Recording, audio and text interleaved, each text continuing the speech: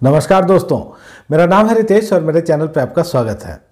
दोस्तों आज बात करेंगे एक सीरीज़ के बारे में। नाम है द कंसल्टेंट। आई है अमेज़ॉन प्राइम वीडियोस पे।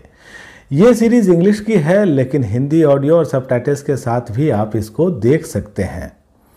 और दोस्तों रिव्यू की शुरुआत करने से पहले एक रिक्वेस्ट आपसे कि यदि आपने अब तक मेरे चैनल को सब्सक्राइब नहीं किया है तो ज़रूर ही कर लीजिएगा, क्योंकि वेब सीरीज़ और मूवीज़ के रिव्यू के साथ साथ आपको यहाँ मिलती है OTT की दुनिया की हर जानकारी।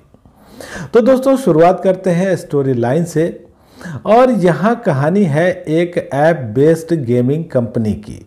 इस कंपनी के युवा CEO का एक दिन उनके दफ्तर में ही कत्ल हो जाता है और ये जो मर्डर है ये भी काफ़ी हैरानीजनक तरीके से होता है। इसके बाद कंपनी के कर्मचारी परेशान हैं, चिंतित हैं और कंपनी के फ्यूचर को लेकर के वो बातें कर रहे होते हैं।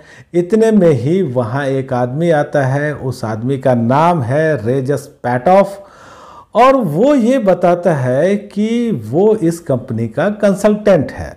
मरहूम CEO ने उन्हें कंसल्टेंट नियुक्त किया था और ये आदमी आते ही कई तरह के फैसले लेता है, कड़े फैसले लेता है और एक तरह से कर्मचारियों का बॉस बन करके वो बैठ जाता है। तो अब ये आदमी क्या करने वाला है और कर्मचारियों के साथ क्या होने वाला है, यही कहानी आप इस सीरीज में देखते हैं। दोस्तों इस सीरीज़ की जो कहानी है वो अच्छी है, राइटिंग अच्छी है और प्रेजेंटेशन भी अच्छा है। सीरीज़ की शुरुआत होती है और हमारे सामने एक कंसल्टेंट आ जाता है, लेकिन ये कंसल्टेंट अचानक कैसे आ गया, CEO ने इसके साथ क्या बात की थी, अब आकर के ये कड़े फैसले ले रहा है, मनमाने फैसले ले रहा है और ये आदमी आखिर चाहता क्या है। इस तरह के कई सवाल कंपनी के कर्मचारियों के मन में भी आते हैं और एक दर्शक के तौर पे हमारे मन में भी आते हैं। और ये जो आदमी है जिद्दी है, अक्खड़ है, इसके अंदर जैसे मानवीयता की कोई भावना नहीं, बात बात पे लोगों को नौकरी से निकाल दे रहा है, यहाँ तक कि लोगों की ज़िंदगी में वो परेशानियाँ डाल रहा है, उनके निजी जीवन में भी वो दिक्कतें पैदा कर रहा है। तो आखिर ये आदमी ऐसा क्यों कर रहा है, इसके पीछे उसका उद्देश्य क्या है और इस आदमी का पास्ट क्या है, इस आदमी ने जो कॉन्ट्रैक्ट किया था वो कॉन्ट्रैक्ट आखिर क्या है।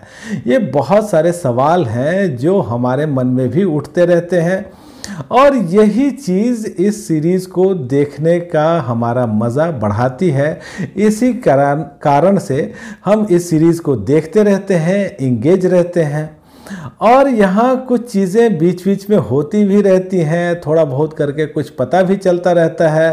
तो इससे जो है हमारा एंटरटेनमेंट भी बना रहता है। और दोस्तों होता ये है कि अगर आप किसी चीज़ के बारे में जानना चाहते हैं, किसी सवाल का आपको जवाब चाहिए या किसी पहेली का हल चाहिए, तो अगर वो आपको नहीं मिलता है तो आपकी बेचैनी बढ़ने लगती है, आपकी उत्सुकता और भी बढ़ने लगती है।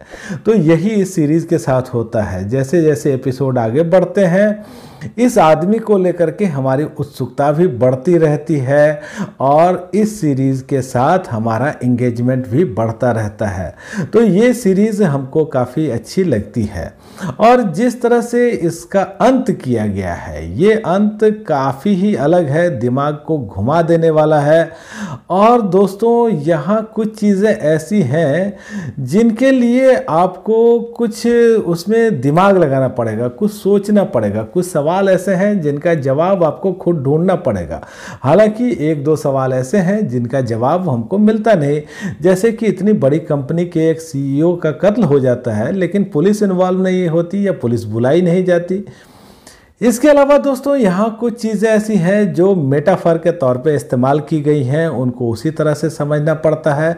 और यहाँ कॉरपोरेट वर्ल्ड के ऊपर भी एक सटायर हमको दिखता है कि किस तरह से कॉरपोरेट वर्ल्ड अपने पैसे का पूरा ही इस्तेमाल कर लेना चाहता है, एक एक पैसे की पूरी वसूली वो कर लेना चाहता है।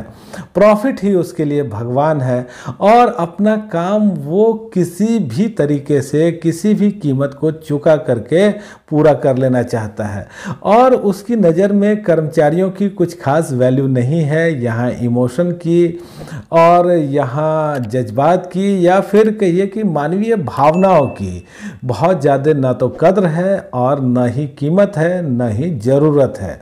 तो ये चीज़ें हमको एकदम साफ समझ में आती हैं। और दोस्तों ये सीरीज़ जो है ये काफ़ी सवाल लेकर के आती है, ये इशारा भी करके जाती है कि इसका दूसरा सीज़न आने वाला है, तो दूसरे सीज़न का भी हमको इंतज़ार रहेगा। अगर अदाकारी के तौर पे देखें तो क्रिस्टोफ वाल्ज हैं यहाँ मेन भूमिका में और इन्होंने बहुत ही ज़बरदस्त काम किया है। पैटॉफ जो है वो एक अलग ही किरदार है, वो एक अनएक्सपेक्टेड किरदार है। ऐसा लगता है जैसे ये आदमी बहुत ज़्यादा कैलकुलेटिव है, ये आदमी एकदम इमोशनलेस है, ये आदमी एरोगेंट है और इस आदमी के कैरेक्टर को इन्होंने बहुत अच्छे ढंग से निभाया है, बहुत अच्छी अदाकारी इन्होंने की है। इसके अलावा दोस्तों आप वैट वुल्फ को देखते हैं या ब्रिटनी ओ ग्रैडी को देखते हैं या दूसरे भी कलाकार हैं, ये सब अपनी अपनी जगहों पर अच्छे हैं। तकनीकी तौर पे भी ये सीरीज़ आपको अच्छी दिखती है और ख़ास करके यहाँ जो ऑफिस बनाया गया है, जो प्रोडक्शन है, डिज़ाइन है उसका, वो काफ़ी ही अच्छा है।